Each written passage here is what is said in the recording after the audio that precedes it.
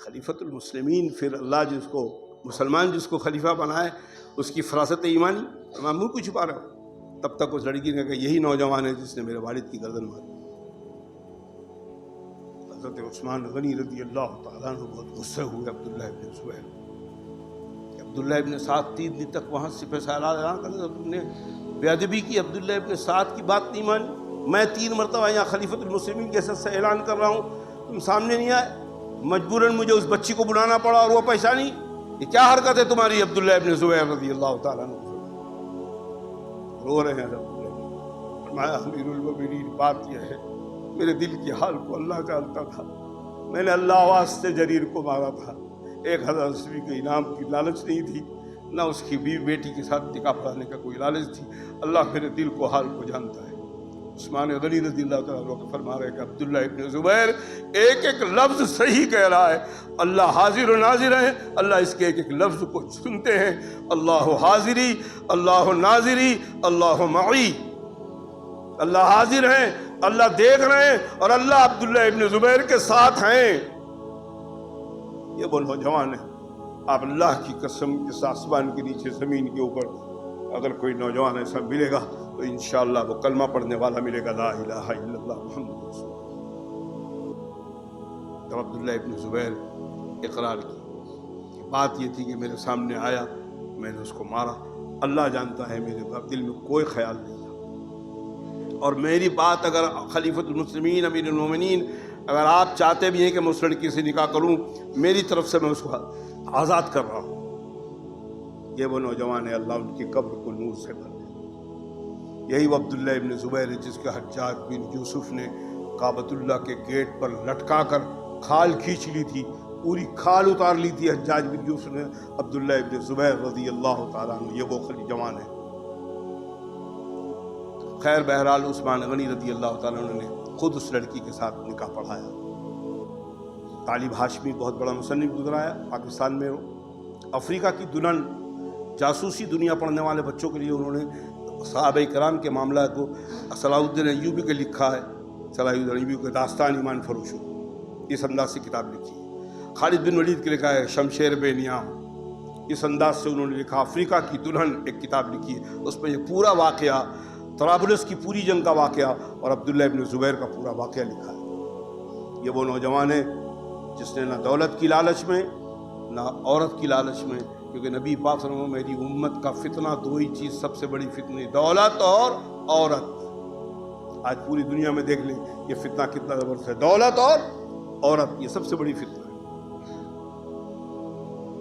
اور بڑے بڑے اللہ والوں کو عورتوں نے کہاں سے کہاں پہنچا دیا، اور انہی عورتوں کی وجہ سے بڑے بڑے اللہ والے بن گئے.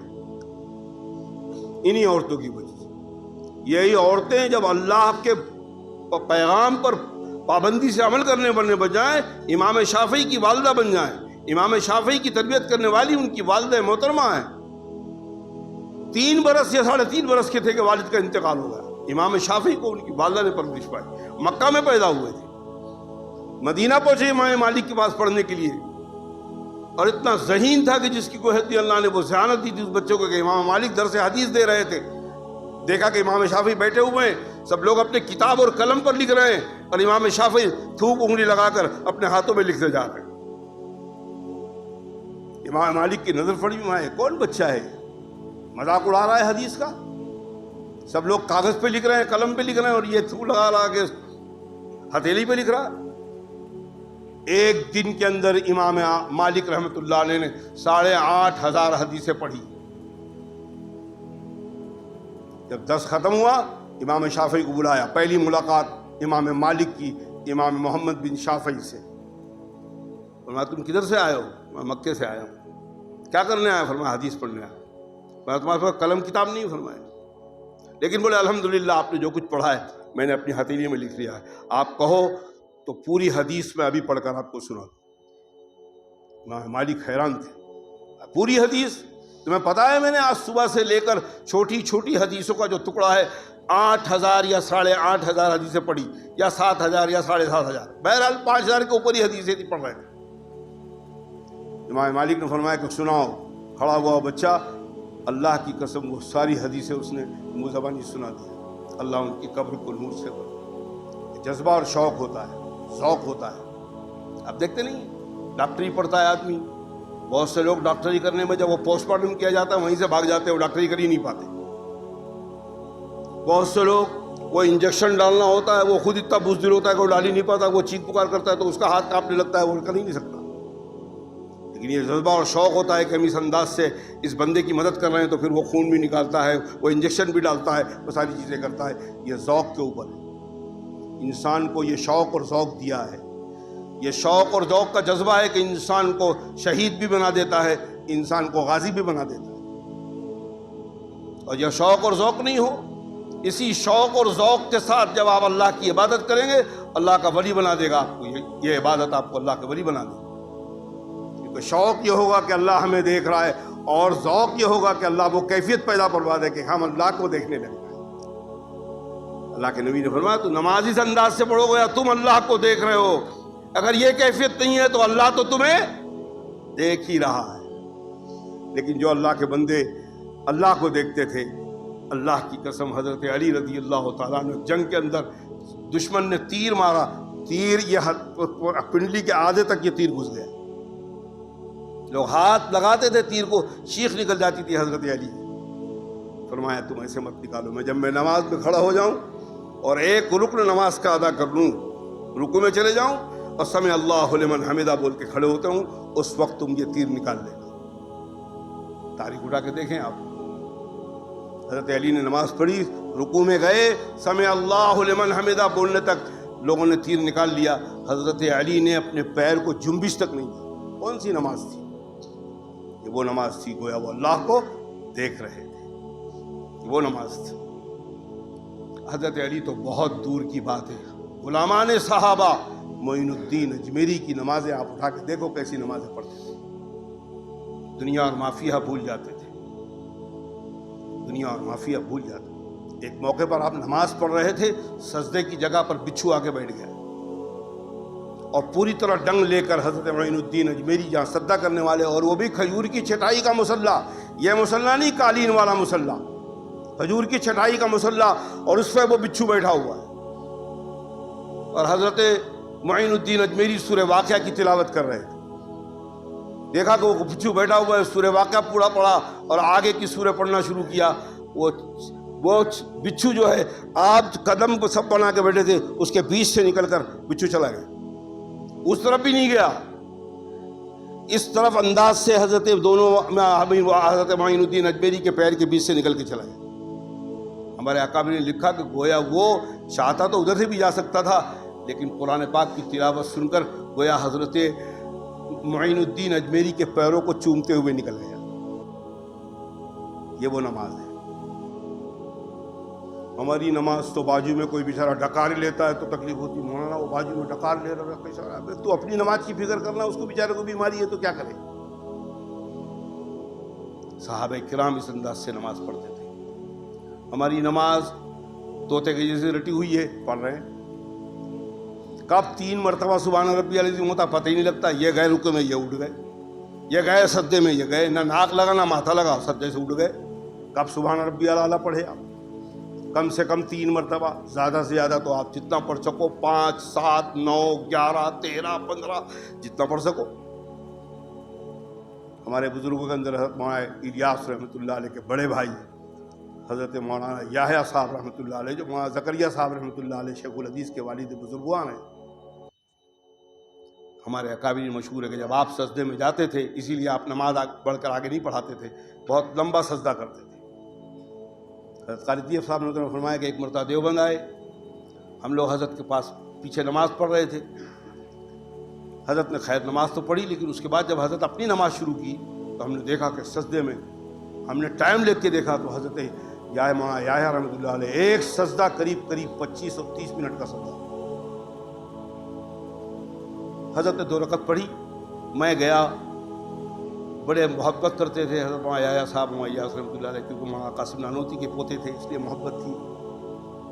میں نے جا کے پوچھا کہ حضرت اتنا لمبا سجدہ فرمایا؟ بھائی طیب، اللہ کے نبی کی حدیث ہے کہ جب بندہ سجدے میں ہوتا ہے تو وہ اللہ کے قدموں پہ سر ہوتا ہے، اللہ کی قسم میں جب سجدے میں جاتا ہوں یہ احساس ہوتا ہے جیسے میرے پروردگار کا قدم ہے اور میرا سر اس کے اوپر ہے، کیسے سر اٹھاؤں؟ اللہ ہمیں ایسی نماز کی توفیق نصیب فرما۔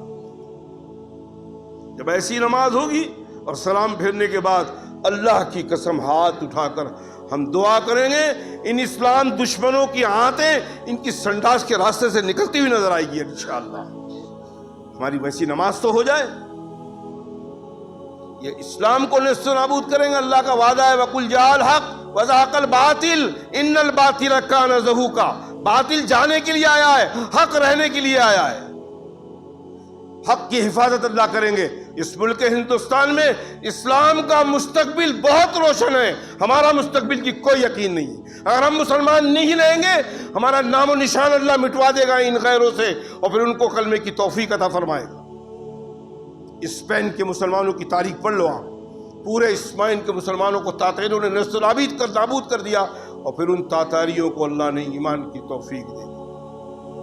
اللہ قادر مطلق ہے، ہمارے مسلمان ہونے کے محتاج نہیں ہے اللہ، اپنی مسلمانی لیے رہنا، ہم لیے رہیں گے۔ اللہ قرآن میں فرمایا وَيَسْتَبْدِلْ قَوْمًا، ہم قوم کو بدل دیں گے۔ تم ہمارا دین کا کام نہیں کرو گے، اس دین کی حفاظت کی ذمہ داری ہم نے لیا ہے، ہم قوم کو بدل دیں گے۔ اور تاریخ گواہ ہے، مسلمانوں کے مستقبل کا کوئی گارنٹی نہیں اس ملک میں، اسلام کے مستقبل کی انشاءاللہ گارنٹی۔ ہم اگر اس اسلام کو سنبھال لیں، ہم اپنے اندر اسلام کو جذب کر لیں، انشاءاللہ ہماری بھی حفاظت کی گارنٹی ہو جائے گی۔ یہ تو دیکھ رہے ہیں نئے نئے فتنے روز اٹھ رہے ہیں، اور اللہ جانے رات کو اس انداز سے سوتے ہیں، صبح کیا خبر آئے گی اللہ ہی بہتر جانتا ہے۔ بہرحال دوستو، عبداللہ ابن زبیر جیسا وہ نوجوان عثمان غنی کے زمانے میں، پھر حضرت عثمان غنی رضی اللہ تعالیٰ عنہ نے عبداللہ ابن زبیر کو بازو میں کھڑا کیا اور موڑے پہ ہاتھ رکھا، اور عثمان غنی نے ایک تاریخی الفاظ فرمایا امیر المومنین کے حیثیت سے، اور پھر اس لڑکی کو بلایا، فرمایا کہ بیٹا طرابلس سے یہاں آنے تک مسلمان لڑکیوں نے تمہاری خدمت کی کوئی تکلیف تو نہیں ہوئی؟ فرمایا نہیں، ہم نے ایسے انسان دیکھے ہی نہیں جیسے انسان یہ لوگ تھے، پہلے مجھے کھانا کھلاتے تھے بعد میں یہ کھاتے تھے۔ دیکھیے آپ، فرقہ پرست طاقتیں، قومی گودی میڈیا جھوٹ پھیلا رہا ہے۔ وہاں کشمیر کے اندر جو مسلمانوں نے جو خدمت کی ہے، ارے اس گئی گزری حالت میں مسلمان کا یہ حال ہے، گھروں میں لے کے کھانا کھلایا ہے۔ آپ یوٹیوب میں دیکھ لیجیے، انہوں نے کہا کہ ہم نے گھر لے گئے، وہ اطمینان سے کھانا کھائیے، آپ اوپر آرام کیجیے، نیچے گھر کی جگہ اوپر آرام فرمائیے۔ کشمیر کا ابھی بدھ کی بات، منگل کی بات ہے، یہ مسلمان۔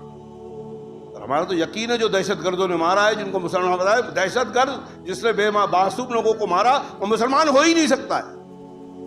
مسلمان کا نام رکھ لے، مسلمان جیسی حیت بنا لے، مسلمان ہونے کے بعد اللہ کے نبی کو ماننے کے بعد اس طرح ظلم کرے گا، نہتوں پہ ہاتھ اٹھائے گا۔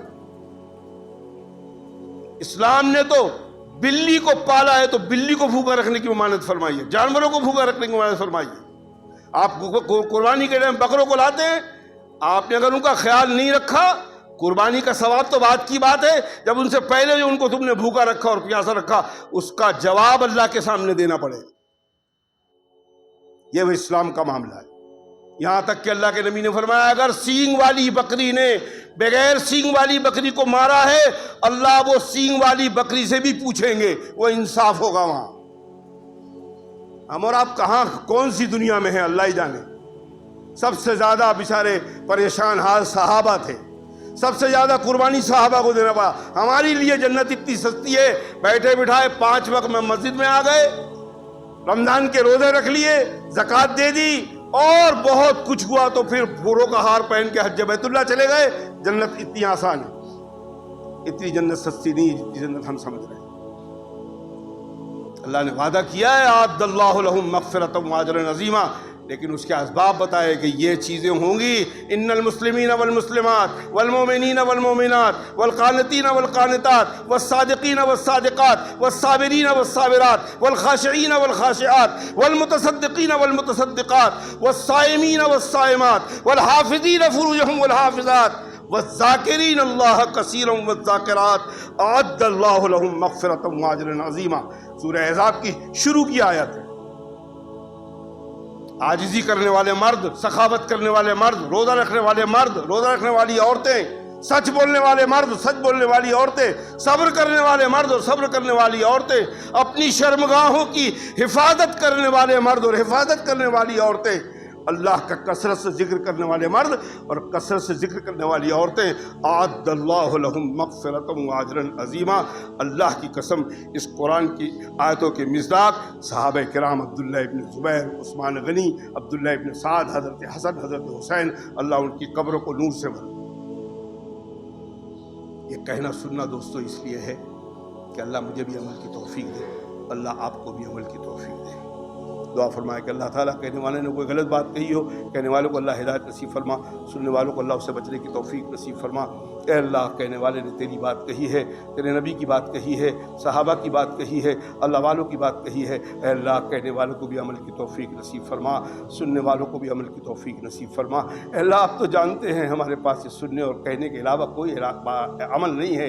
ए अल्लाह, हमें बाकी अमल की भी तौफीक नसीब फरमा। ए अल्लाह, हमारे अक़ीदा तौहीद की हिफाजत फरमा, अक़ीदा रिसालत की हिफाजत फरमा, अक़ीदा मआद की हिफाजत फरमा। ए अल्लाह, दुनिया में जब तक हमें ज़िंदा रख, राहत वाली ज़िंदगी, आफ़ियत वाली ज़िंदगी, ईमान वाली ज़िंदगी, अमल साले वाली ज़िंदगी नसीब फरमा। और अल्लाह, जब वो कठिन मौत का वक्त आए, ए अल्लाह, राहत वाली मौत, ईमान वाली मौत, आफ़ियत वाली मौत, शहादत वाली मौत नसीब फरमा। ए अल्लाह, हमारी इन दुआओं को अपनी बारगाह में कबूल फरमा। ए अल्लाह, ख़ास कर इस मुल्क के हिंदुस्तान में, ए अल्लाह, इस्लाम का बोलबाला फरमा, कुरान पाक का बोलबाला फरमा, मुसलमानों का बोलबाला फरमा, मस्जिदों का बोलबाला फरमा, औलियाए कामिलीन की खानकाहों का बोलबाला फरमा, तमाम मदारिसों का बोलबाला फरमा, नबी पाक सल्लल्लाहु अलैहि वसल्लम के तरीक़ों का बोलबाला फरमा। ए अल्लाह, सबसे पहले हमें अमल की तौफीक नसीब फरमा। ए अल्लाह, जब हम आमिल हो जाएं तो अल्लाह हमें गैरों को इस्लाम की दावत देने की तौफीक नसीब फरमा। हम अपने अखलाक से, अपने अमाल से अल्लाह गैरों को बताएं कि हमारा इस्लाम क्या है, हमारे नबी का कितना पाक तरीका है। ए अल्लाह, हमें ऐसे अमल की तौफीक नसीब फरमा। अल्लाह, हम खुद मुसलमान इस्लाम से दूर हो चुके हैं, हम गैरों को क्या दावत देंगे। अल्लाह, हम मुसलमानों की तौबा को कबूल फरमा।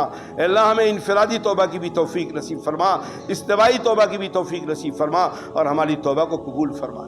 अल्लाह, हमारे सामने मस्जिदों को वीरान करके हमारी इन गुनाहों की सज़ा न दे, हमारे सामने हमारे बाल बच्चों की अस्मत लुटा के न दे। अल्लाह, तू बड़ा रहीम और करीम है, हमें तौबा की तौफीक दे और हमारी तौबा को कबूल फरमा। अल्लाह, अपने रहम करम से सहाबा के तरीके पर चलने की तौफीक नसीब फरमा, औलिया कामिलीन के तरीके पर चलने की तौफीक नसीब फरमा। अल्लाह, हमारे नौजवानों को दीन की पहलवानी नसीब फरमा, हमारे छोटे छोटे मासूम बच्चों को दीन का सितारा बना, हमारी माँ बहनों को दीन का मल्लाह बना, हमारे बड़े बूढ़ों को दीन का रहनुमा बना। अल्लाह, हमारी इन दुआओं को अपनी बारगाह में कबूल फरमा। ये छोटी छोटी दुआओं को दुनिया के लिए अमन, आखिरत के लिए निजात का असबाब बना। व सल्लल्लाहु तआला अला खैर खल्क़िही मुहम्मदिन व आलिही व अस्हाबिही अजमईन बिरहमतिका या अरहमर राहिमीन।